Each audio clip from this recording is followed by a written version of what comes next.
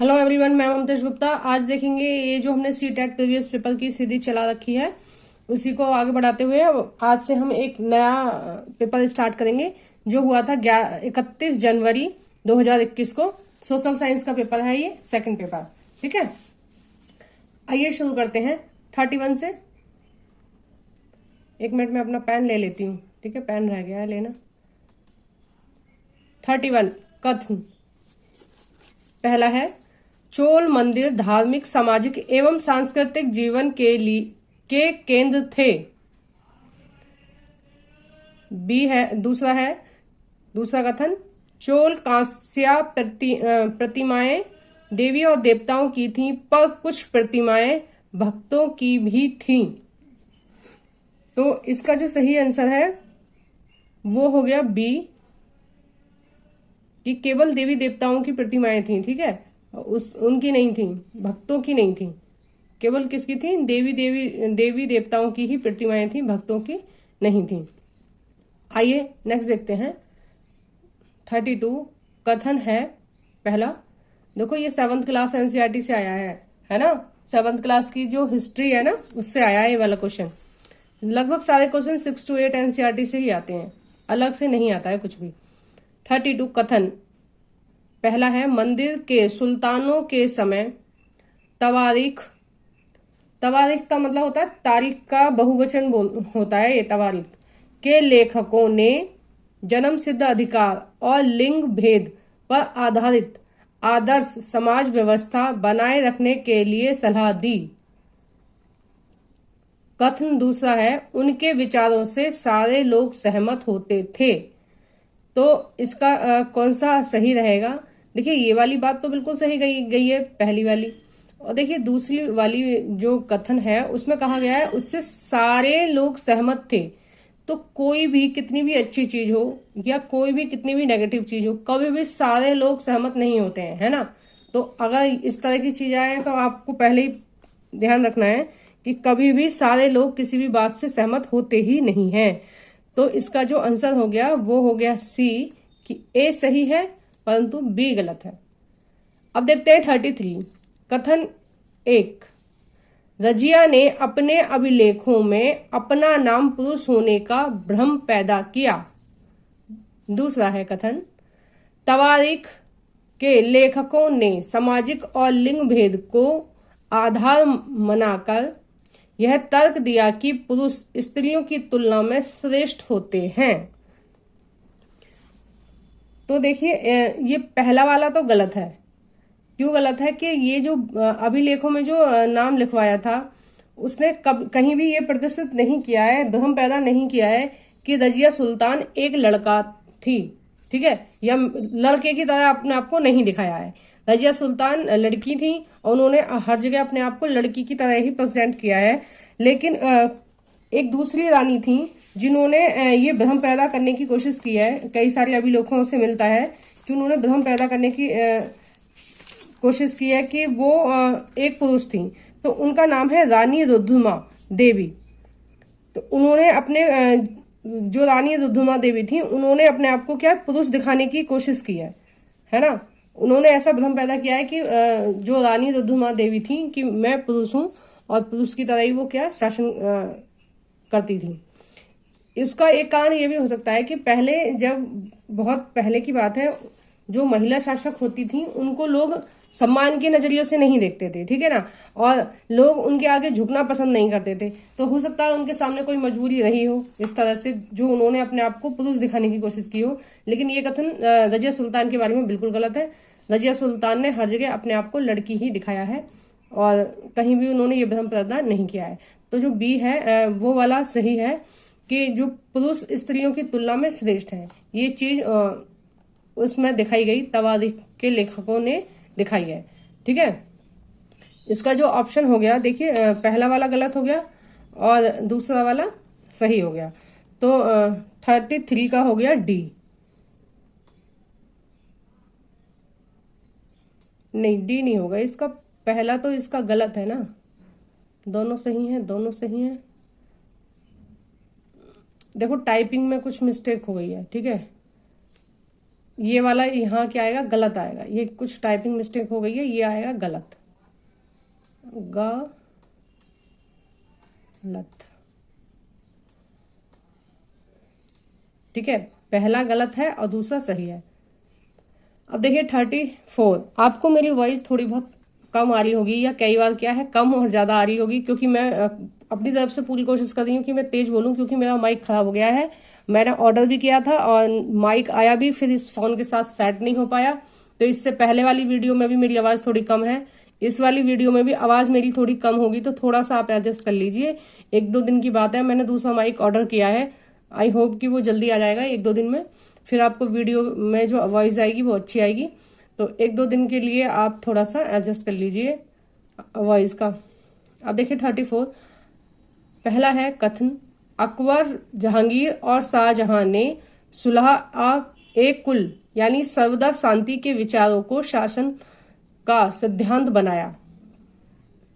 दूसरा है कथन, विभिन्न धर्मों से जुड़े हुए व्यक्तियों के साथ विचार विमर्श से अकबर की समझ बनी कि जो विद्वान धार्मिक रीति और मांतधत्ता पर बल देते हैं वे अक्सर कट्टर होते हैं।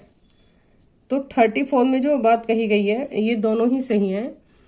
ये जो सुलह एक कुल की जो नीति थी वो क्या था, एक तरह से धर्मनिरपेक्ष वाली बात थी कि हम क्या है सभी धर्मों का सम्मान करते हैं। ठीक है, सभी धर्मों को समान दर्जा देने वाली बात थी कि सभी धर्मों का सम्मान करेंगे तो क्या रहेगा, शांति रहेगी। अगर जब हम भेदभाव करते हैं किसी दूसरे धर्म के साथ तो तभी तो धार्मिक लड़ाइयां शुरू होती हैं।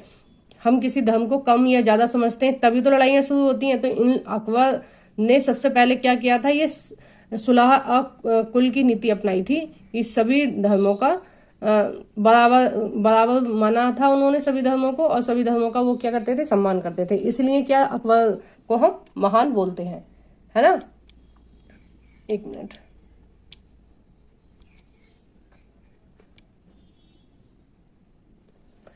हाँ, तो फिर देखिए इसका जो सही आंसर हो गया है 34 का, ये हो गया ए।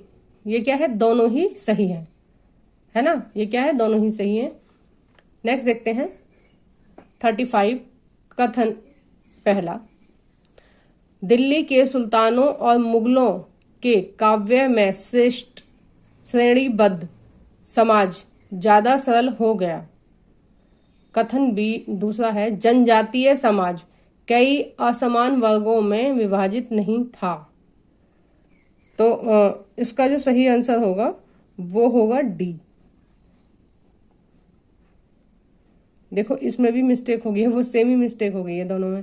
तो इसका भी एक क्या है, ये गलत है। ठीक है, पहला वाला क्या है, गलत है ना, और दूसरा वाला क्या है, सही है। तो मैं इसमें करेक्शन कर देती हूँ। ये पहला वाला जो ऑप्शन है वो गलत है और जो दूसरा वाला है वो सही है। देखो जो जनजातियां होती हैं ना, जनजाति जो समाज होता है वो भेदभाव नहीं समझते हैं आपस में। ठीक है, उनके यहाँ क्या है, सबको वो लोग समान समझते हैं, बिल्कुल एकदम से समान समझते हैं। और ये जो पहला वाला ऑप्शन दिया गया है, दिल्ली के सुल्तानों और मुगलों के काव्यों में श्रेणीबद्ध समाज ज्यादा सरल हो गया था। श्रेणीबद्ध समाज का मतलब होता है कि एक श्रेणी में लगा हुआ समाज, है ना। आइए नेक्स्ट देखते हैं। तो इसका पहला गलत है और दूसरा सही है। 36। ये 1857 की क्रांति की बात हो रही है और ये 8th क्लास एनसीईआरटी से आया है क्वेश्चन, हिस्ट्री से। ऑप्शन है पहला, बहादुर शाह जफर ने मुखियाओं और शासकों को चिट्ठी लिखकर अंग्रेजों से लड़ने के लिए भारतीय राज्यों को एक संघ बनाने का आह्वान किया।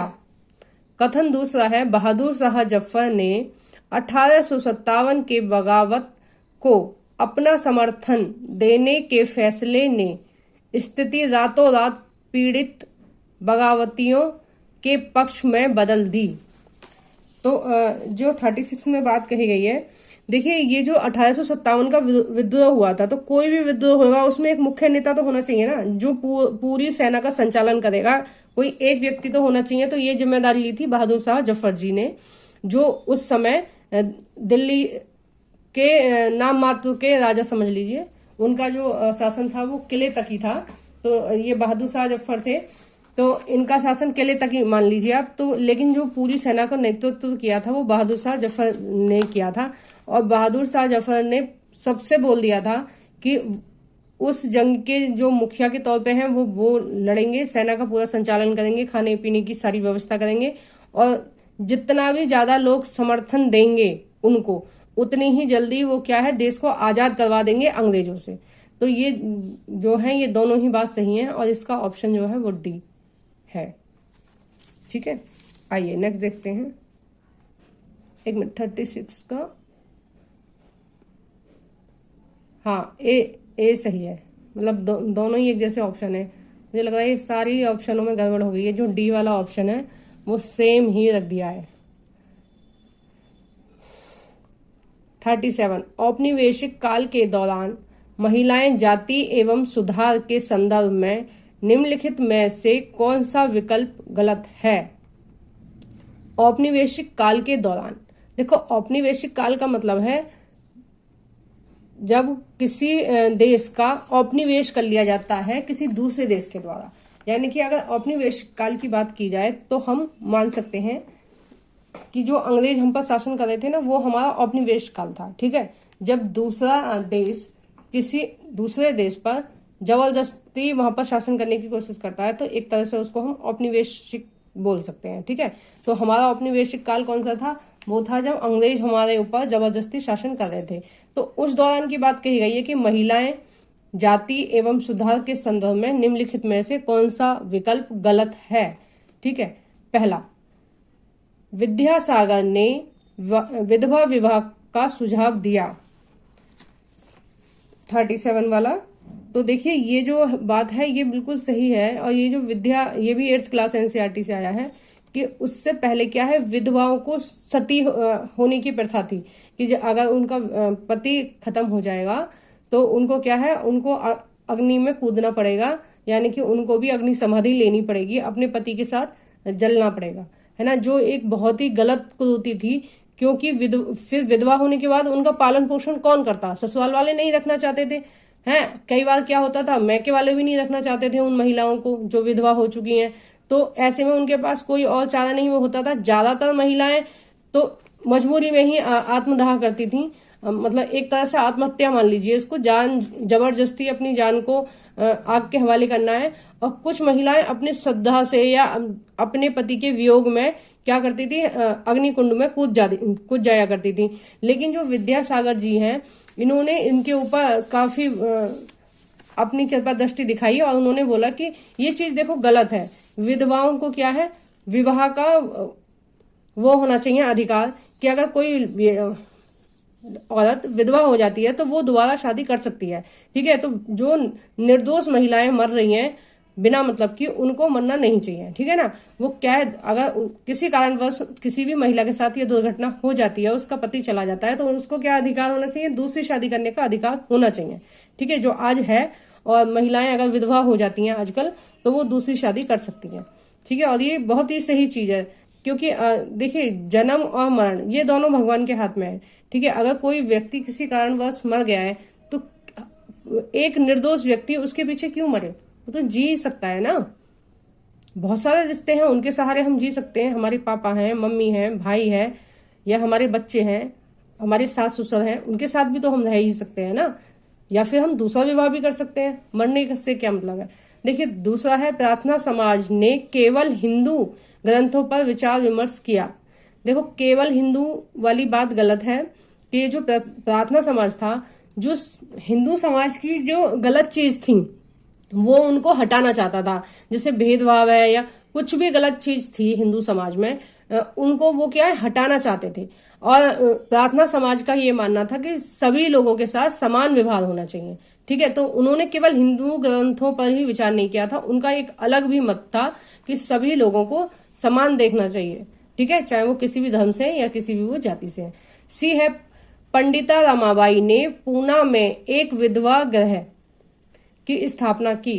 देखो ये चीज बिल्कुल सही है, और ये सारे ऑप्शन भी ना 8th क्लास एनसीईआरटी से ही लिए गए हैं। ये पूरी की पूरी लाइन ऐसे की ऐसे ही उठा ली गई है, अपनी तरफ से नहीं बनाई है एग्जाम, जिसने एग्जाम ये बनाया है उन्होंने अपनी तरफ से नहीं बनाई है, ये पूरी की पूरी लाइन ऐसे की ऐसी उठा ली है। आप देखना किताब खोल के, पूरा का पूरा आपको मिल जाएगा। ऑप्शन डी, प्राचीन ग्रंथों के ज्ञान से सुधारों को नए कानून बनवाने में मदद मिली। तो इसका मैंने बता ही दिया पहले आपको, ये जो बी है ये बी वाला ऑप्शन ही होगा और यही चीज इसमें गलत दी गई है और बाकी सारी सही है। 38, तेलंगाना राज्य पहले भारत के किस राज्य का हिस्सा था? तो ये तो बहुत मामूली सा क्वेश्चन है और ये इसका आंसर सभी लोग जानते हैं कि तेलंगाना कहां से कटा है, ये कटा है आंध्र प्रदेश से। ठीक है, नेक्स्ट देखते हैं 39, निम्नलिखित कथनों पर ध्यान दें और लोकतंत्र में संचार माध्यम की सही भूमिका का चयन करें। ए, इससे समाचार के माध्यम से नागरिकों को सूचना पहुंचनी चाहिए। देखो, जो लोकतंत्र में प्रेस कैसा होता है, लोकतंत्र वाला प्रेस कैसा होता है, देखो एक तो होता है लोकतंत्र या उसको हम प्रजातंत्र भी बोल सकते हैं, ठीक है, और एक होता है राजतंत्र। राजतंत्र का मतलब होता है कि किसी एक व्यक्ति का शासन, वो जो कह रहा है वो बात सही है, बाकी लोग कुछ भी कह रहे हैं, उसका मन है तो वो मान सकता है उनकी बातों को और मन नहीं है तो नहीं मान सकता है। ठीक है, लेकिन जबकि लोकतंत्र क्या होता है, लोकतंत्र होता है कि कोई भी निर्णय लेने से पहले वो वहां की जो जनता है उससे पूछा जाएगा कि ये निर्णय कहां तक सही है और कहां तक गलत है। इसका मतलब ये है कि लोकतंत्र में क्या है, जनता द्वारा, जनता के लिए और जनता का शासन, मतलब कुछ भी निर्णय लेने से पहले सभी लोगों से पूछा जाएगा, ठीक है, और जो सही निर्णय होगा वो लिया जाएगा। लेकिन राजतंत्र में क्या होता है, जो वहां की सरकार होती है उसको ये पूरा अधिकार होता है कि वो जब चाहे, जैसे चाहे, जो चाहे कानून बना सकता है और लागू कर सकता है, उससे जनता से पूछने की कोई जरूरत नहीं है। ठीक है, पब्लिक से वो नहीं पूछेगा। अब इन्होंने पूछा है कि लोकतंत्र में संचार माध्यम की सही भूमिका क्या है, यानी कि लोकतंत्र का जो संचार माध्यम है वो कैसा होता है। ए, इससे समाचार के माध्यम से नागरिकों को सूचना पहुंचनी चाहिए। बी, इसे विज्ञापन के दृष्टिकोण को समाचार कार्यक्रमों के माध्यम से देनी चाहिए। सी, इसे हर दृष्टिकोण को समाचार कार्यक्रम के माध्यम से देनी चाहिए।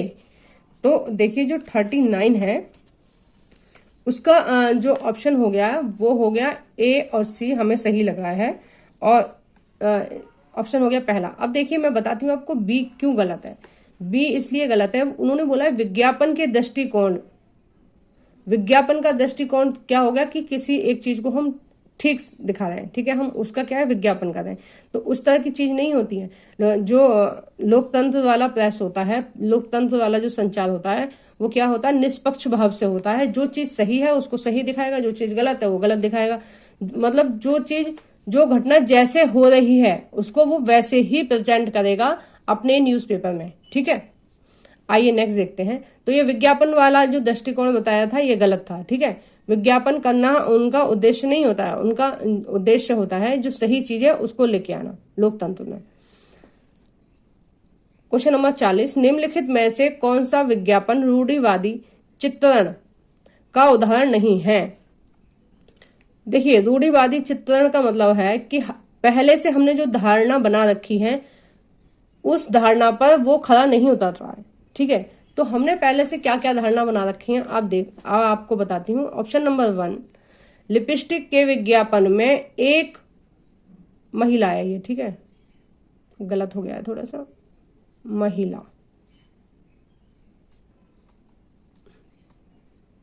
महिला का मेकअप करना।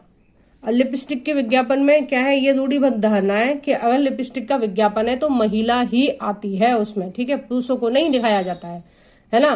कोई भी मेकअप का प्रोडक्ट होगा क्या होगा, महिला ही आएंगी। तो ये क्या है, रूढ़िबद्ध धारणा है पुरानी। अब बी है, गाड़ी के विज्ञापन में एक महिला को पति द्वारा ऑफिस या दफ्तर छोड़ा जाना। जो ड्राइविंग वाला जो काम है वो हमेशा पुरुषों को ही दिखाया जाता है। आप किसी भी विज्ञापन में देखेंगे, अगर किसी गाड़ी का एड आ रहा है तो उसमें क्या है, पुरुष को ही दिखाया जाएगा ड्राइविंग करते हुए, कभी महिलाओं को नहीं दिखाया जाता है। अब देख लेते हैं 4th, चाय के विज्ञापन में एक माँ का सुबह चाय बनाना। देखिए, ये मान लिया जाता है कि ये जो किचन का काम है वो क्या है, औरत ही करेंगी, तो चाय बनाने का काम जब भी चाय का ऐड आएगा ज्यादातर देखा जाएगा कि महिलाएं ही चाय बना रही हैं, ठीक है, तो पुरुष को भी नहीं दिखाया जाता है कभी भी। तो इन्होंने क्वेश्चन में क्या पूछा था, विज्ञापन रूढ़िवादी चित्रण का उदाहरण नहीं है। अब देखिए कौन सा उदाहरण नहीं है, ये सी वाला उदाहरण नहीं है। क्यों नहीं है? स्पोर्ट्स जूते के विज्ञापन, ये विज्ञापन लिखा है, ठीक है, गलत टाइप हो गया है। विज्ञापन में एक लड़की फुटबॉल खेलती हुई।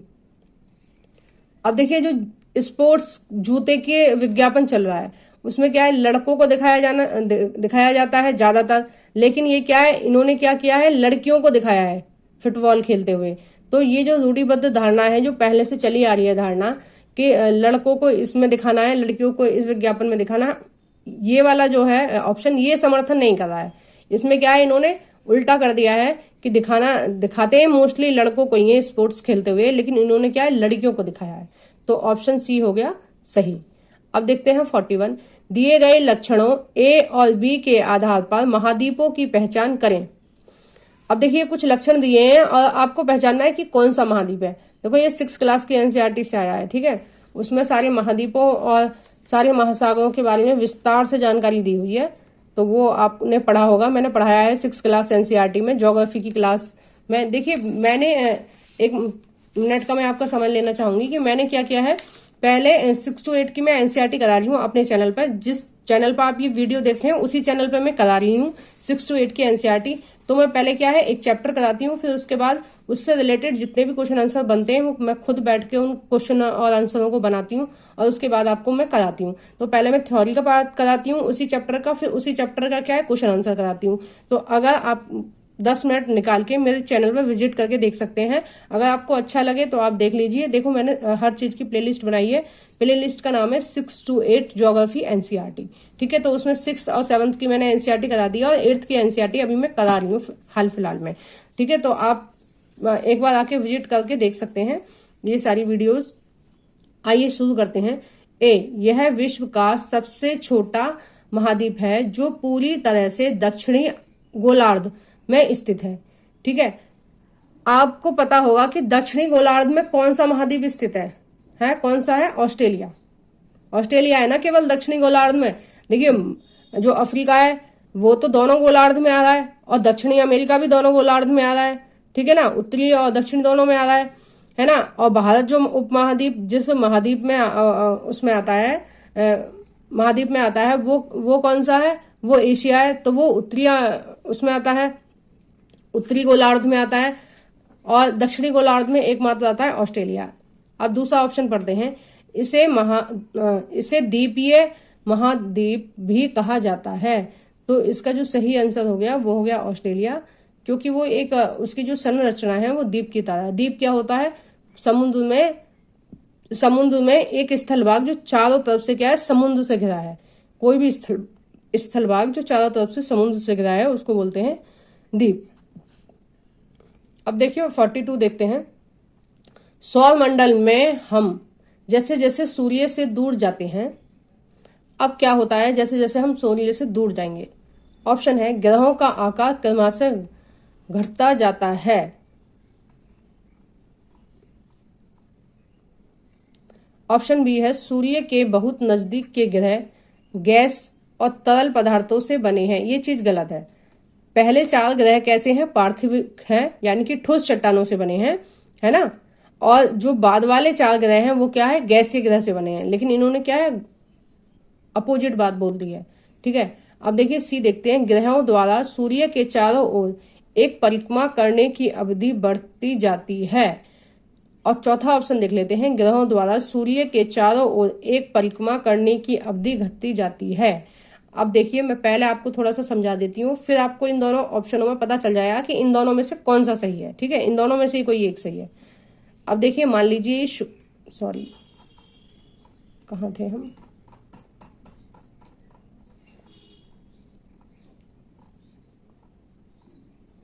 हाँ यहाँ थे। देखो मान लीजिए ये सूर्य है, ठीक है। अब ये इसके 8 ग्रह हैं, बुध, शुक्र, पृथ्वी, मंगल, बृहस्पति, ठीक है। ये इसके 8 ग्रह हैं। अब देखिए ये जो चक्कर लगाएगा, जो बुध चक्कर लगाएगा, उसको बस मान लीजिए 2 किलोमीटर चक्कर लगाना है। ठीक है, अब ये जो शुक्र चक्कर लगाएगा इसको कितना है, अब देखिए इसका जो सर्कल है वो बड़ा बनेगा ना, तो इसको कितना चक्कर लगाना पड़ेगा, इसको लगभग 4 किलोमीटर चक्कर लगाना पड़ेगा, इसको उससे भी ज्यादा चक्कर लगाना पड़ेगा, मान लीजिए उसको 7-8 किलोमीटर चक्कर लगाना पड़ेगा, इसको और भी ज्यादा चक्कर लगाना पड़ेगा बड़ा वाला। ठीक है, तो ये गोल गोल घूम रहे हैं ना, तो जितनी ज्यादा दूर होगा उसको सूर्य का चक्कर लगाने में उतना ही ज्यादा टाइम लगेगा। ये बात आपको समझ आ गई? क्यों लगेगा कि ये क्या है, एक सर्कल में घूम रहे हैं। ठीक है, तो जो जितने पास होएगा उसका सर्कल इतना ही छोटा होगा। अब बुध का सर्कल छोटा है, लेकिन शनि इसका सॉरी ये जो है शुक्र है उसका सर्कल और बड़ा है, पृथ्वी का सर्कल और बड़ा है। तो जैसे जैसे ये जो सूर्य है, जैसे जैसे हम इस गोले से दूर जाएंगे तो क्या है, सर्कल बड़े होते जाएंगे, यानी कि सर्कल का मतलब हो गया उनकी कक्षा बड़ी होती जाएगी, और उससे क्या है, उनकी जो परिक्रमण करने की गति अवधि है वो बढ़ जाएगी। तो इसका जो ऑप्शन हो गया वो थर्ड सही हो गया। एक मिनट में इसको थोड़ा सा रब कर देती हूँ, ज्यादा गंदा कर दिया मैंने।